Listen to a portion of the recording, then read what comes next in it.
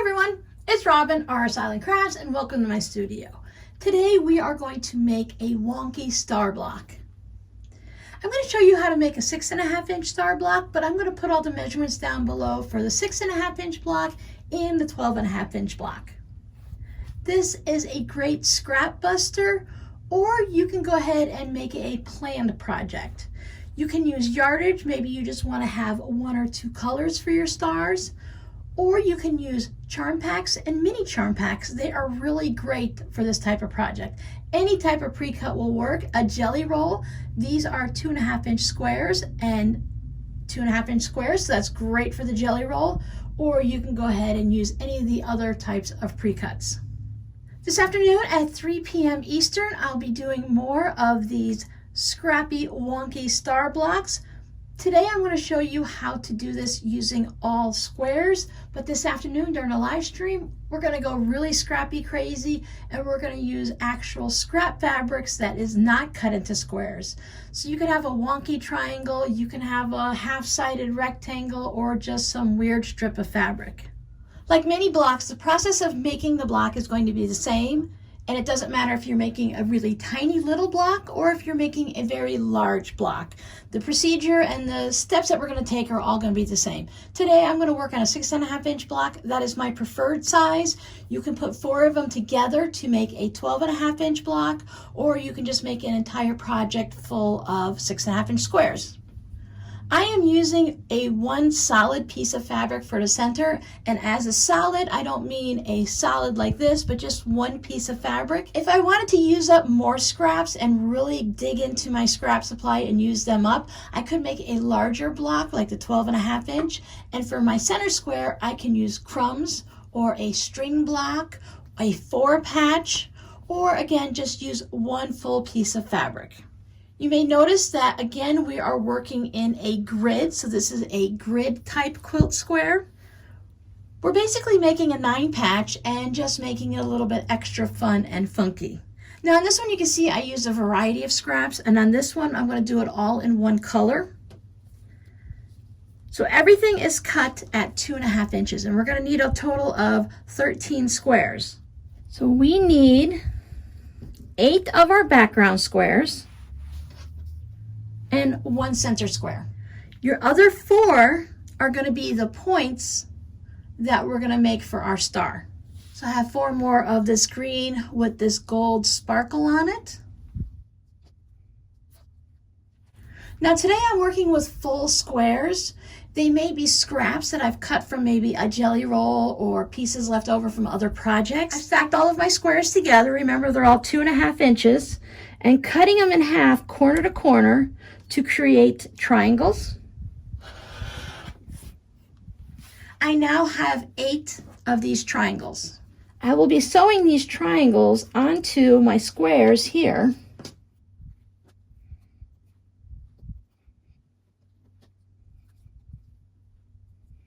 To go ahead and get those little star points going.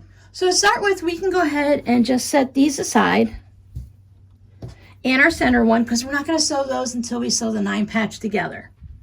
Once you sew these, you'll be able to mix and match them up.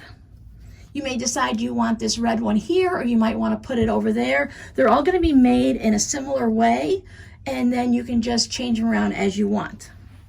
When it's sewn together, we're going to have this basic look there, but we're going to sew all of these one at a time. This is a really great project for chain piecing.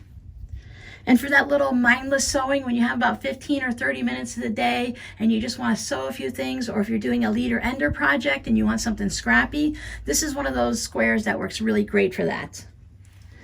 When I go and I put this down, I will be putting it down like this, and I'll be sewing them right sides together using a 1/4-inch seam, and I'm going to use the edge of my triangle here as my guide for my 1/4-inch seam. Now I get to decide how I want those star points to look. Do I want a large star leg and to have it as much as I can? Or maybe I want something small and tiny? Do I want it tall and skinny? Or do I want it to be a little bit smaller and a little bit chunky on the bottom? The thing we have to pay attention to is we want to make sure when we sew this triangle down that we're going to cover our background square up. So for me, I need this green fabric to cover up that gray. So before I take this to my sewing machine, I want to do a little test. Gauge about where the 1/4 inch is going to be for your seam allowance and fold it over. So if I stitched it exactly like it is, you see how there's that gray right there? That's not going to work. So I need to adjust my angle to make sure that when I stitch it, you're not going to see any of that background fabric. So when you look at the back, you want to see all that extra green showing up. So I can adjust it however I want. I just need to make sure it's going to cover everything. If you're a beginner or you just prefer to have everything pinned in place, as you're doing these, you can decide if that's going to work. Adjust it as needed and then put a pin in it just to hold it down. When I go to the sewing machine, I like to just go ahead and stack my background squares up like this. And then I have a stack of my triangle pieces, and that way I can just adjust it and check it at the sewing machine and stitch it. So when I go to my next one, I'm working all on the right hand side. So whatever side you work on first, whether it's the left or right, you want to continue to do that on all of your 4 squares for this one block. I always do right hand first. That way I can make as many blocks at a time that I want, especially if I'm going super scrappy like this, then my fabric choices and color won't matter. So then I take my next piece, and maybe I want this one to be a little bit more like this. So again, I need to make sure I fold this over using about 1/4 inch to make sure that it's going to cover it. When your background is 2.5 inches and your star points are 2.5 inches, it makes it a little less choice for you. You don't have as many options of where you're going to lay it out.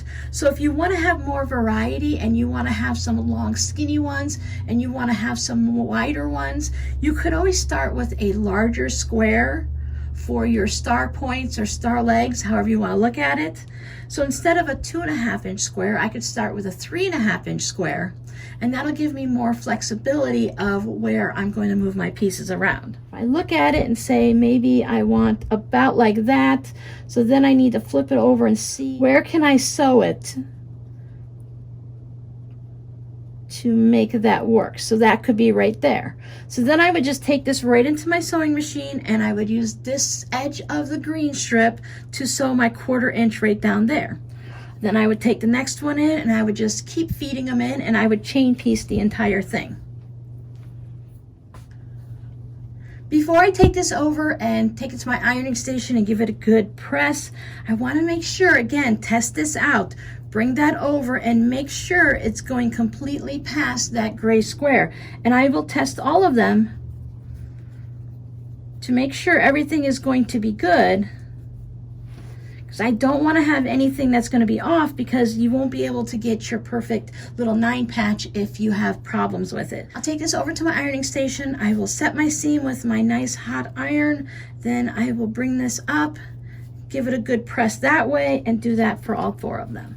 So that is what it looks like right now. Now my next step is to trim off this excess green from here. And what I'm going to do is I'm going to line my ruler up on this 2.5 inch square, and then I will trim it off there and there. And I'm using this gray fabric as my guide, so I want to make sure that I leave that on for right now.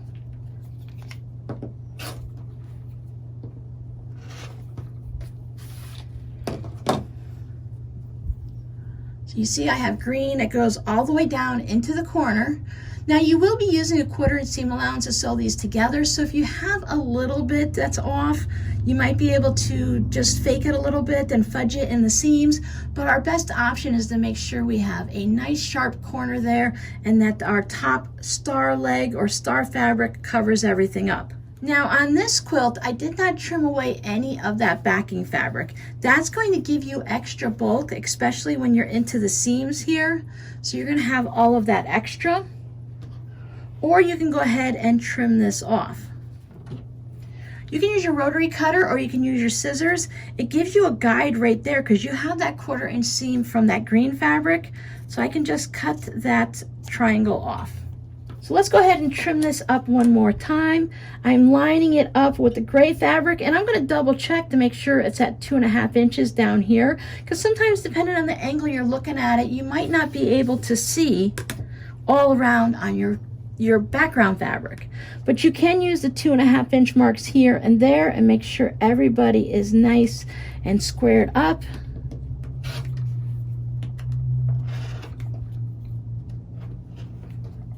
Trim that off, double check to make sure it looks good. Then you can open it up, put your little ruler down, and trim that corner off. This is what our block looks like so far. Now we need to go ahead and stitch the next ones down.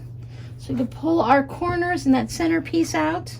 I lined mine all up so that they are all facing the same direction. You see how I had that one a little bit off, and that would have been fine because I just want to make sure that somewhere along the bottom I need to have all of my star color. But I like to make sure that everybody is facing the same direction so that I know that I'm putting them down in the right spot. I don't want to accidentally put it up in the wrong corner.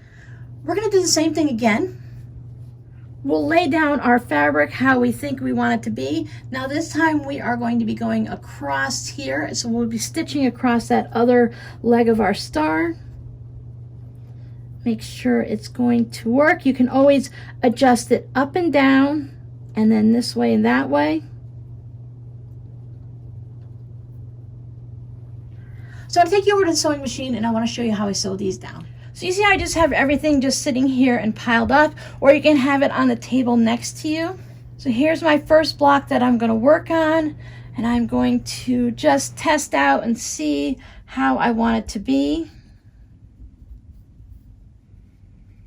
So if I put it like this, will it cover everything? Yes, it does.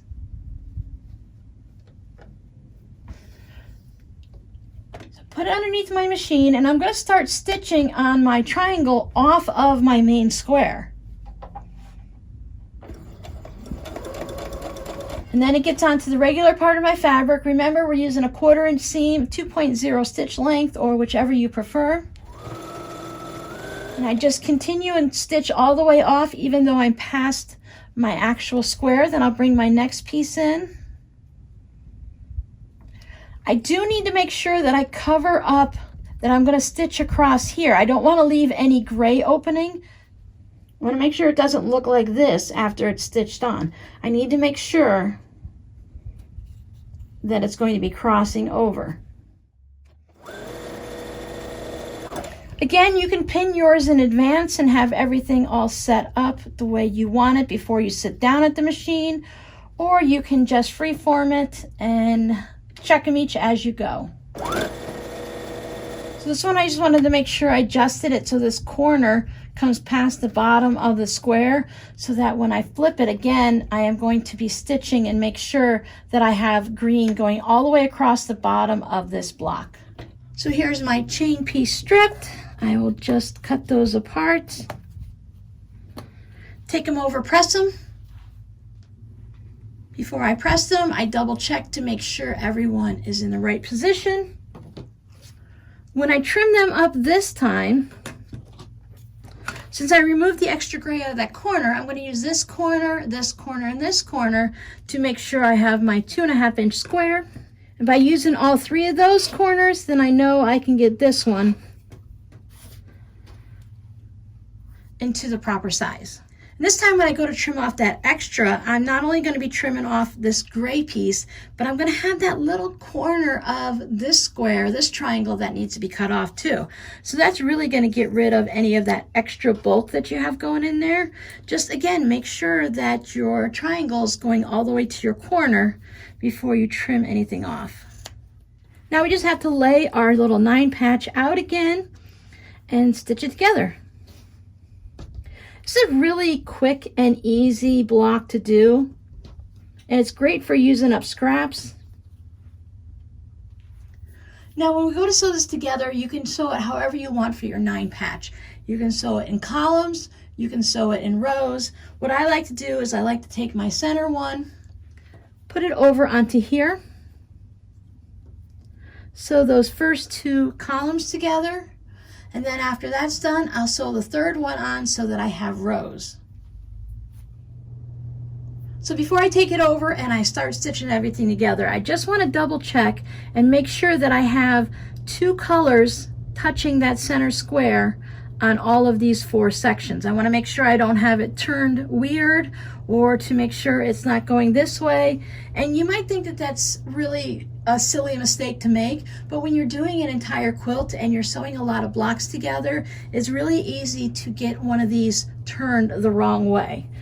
So use your little quilt block boards that we've made previously, lay everything out right like that so you can take it over to your sewing machine, and then you won't have to worry about anything getting flip-flopped and turned. Here are my rows all done. Now when I went to press these, I wanted to press them in the direction of least resistance.